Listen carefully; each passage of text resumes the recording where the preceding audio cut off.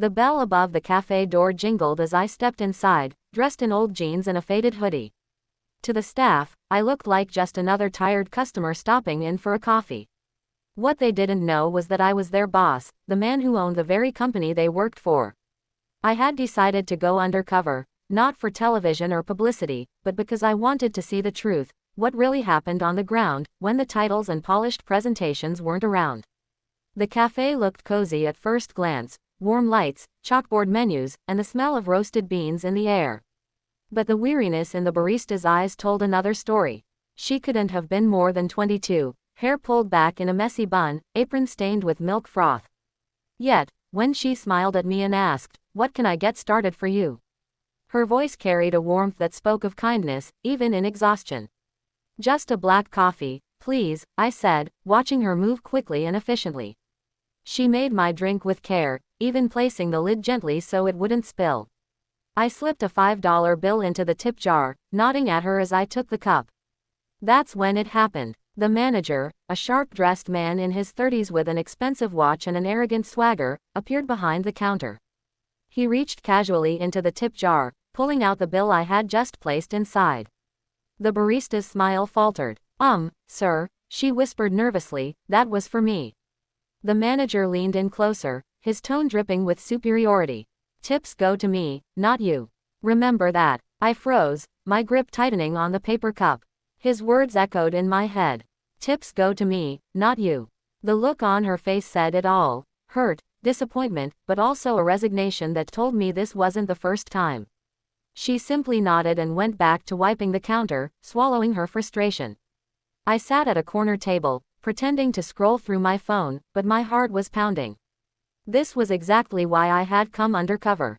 Numbers on spreadsheets could never show me the truth of my business. But here it was, laid bare in front of me, a hardworking young woman robbed of not just her tips, but her dignity, by the very person meant to lead her. Over the next hour, I watched carefully. The manager barked orders, belittled the staff, and laughed with customers as though he were the charming face of the cafe. Meanwhile, the barista worked non-stop, cleaning tables, taking orders, making drinks, without a word of complaint. Yet every time a customer left a tip, the manager was quick to pocket it, ignoring the glares of his employees. When my cup was empty, I walked back to the counter. The barista looked up with that same weary smile. "Would you like a refill?" she asked kindly. I leaned closer, lowering my voice. "Does he always take your tips?" Her eyes widened. For a moment, she looked like she might cry. Then she shook her head quickly, whispering, "Please, I can't talk about it. I need this job." That moment broke me. I saw in her the same fear I once carried in my early years, working under a cruel manager who exploited me. I had promised myself, when I built my company, that no employee of mine would ever feel that way. And yet here she was. I left quietly, but inside I was boiling. That night, I reviewed the cafe's files, pulling up every record of complaints, schedules, and employee reviews. Sure enough, several anonymous complaints had been filed against the manager, claims of withheld tips, unfair scheduling, and verbal harassment. Each one had been dismissed, conveniently signed off by the manager himself. The next morning, I returned, this time not in jeans and a hoodie, but in a suit. The staff looked up in surprise as I walked in, and the manager's smug smile faded. When he realized who I was, "Morning," I said firmly, my voice carrying across the room. "I'd like to speak with everyone. Right now." We gathered in the cafe after closing. The barista sat nervously at the back, wringing her hands.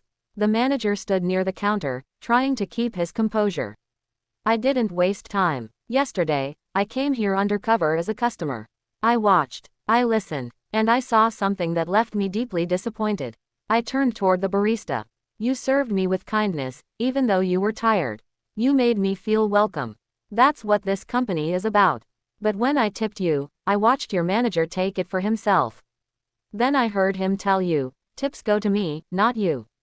The room was silent, except for the sharp intake of breath from the other staff. The manager sputtered, "Sir, that's not." "Don't," I cut him off. I saw it with my own eyes. His mask slipped, and anger flashed across his face. "She's exaggerating. She doesn't deserve those tips anyway. That's enough." My voice was like steel. You're fired. Effective immediately. You've betrayed not just your staff, but the values this company was built on. And I will not tolerate it. The relief that washed over the employees' faces was unmistakable. The barista's eyes filled with tears, not of sadness, but of gratitude. She whispered, "Thank you," her voice trembling. But I wasn't done. From now on, tips will be monitored and distributed fairly. I will personally ensure that every employee here is treated with the respect they deserve. And as for you, I turned to the barista, you'll be promoted to assistant manager. Because what I saw in you yesterday is what leadership really looks like: grace, patience, and strength in the face of injustice. Her mouth fell open, and for the first time that day, her smile was genuine. In the weeks that followed, the café transformed. Morale rose, customers noticed the difference, and for the first time in a long while, the staff felt valued. The barista stepped into her new role with confidence, earning the respect of her peers. And me, I walked away reminded of the most important truth: a company is nothing without the people who pour their hearts into it. That day taught me something I'll never forget: true leadership isn't about power or titles. It's about listening, protecting, and lifting others up.